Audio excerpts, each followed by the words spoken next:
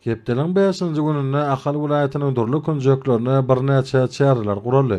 Günüň birinji ýarymynda Akbuğda ýetranyň gäme owasynaky Medenet öýüne, oba Medenet öýleriniň işini kämilleşdirmäge we baý milli mirasymyzy goramaga gönükdirilen çäreler geçirildi.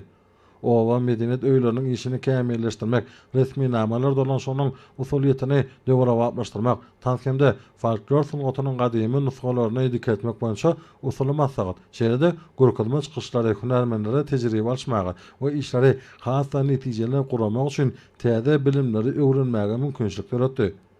Resmi namalar dolanşanyň usuliýetini döwrewaplaşdyrmaga aýratyn şekilli.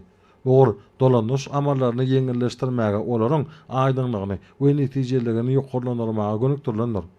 Bu bolsa öz gedegine medenet işgärlerine, dörejilik işlerine we ýerli jemgyýetçilik bilen gatnaşyklara has köp wagt sarp etmäge mümkinçilik berer. Tankemde folklor sunugatynyň gadymy nusgalaryny diketmek boýunça işler esasy wakalaryň biri boldy.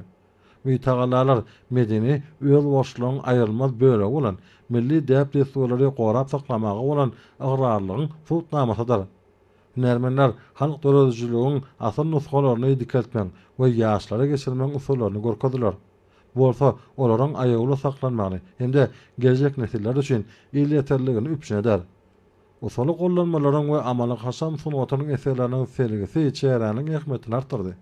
Sergide medenet pudugyna gazynylan iň gowy tejribeler we taslamalar, şeýle-de ýerli senetçileriň usfatlygyny hemde dörejilik mümkinçiligini görkezýän il işleriň ajaýyp nusgalary köpçüligi ýeterli.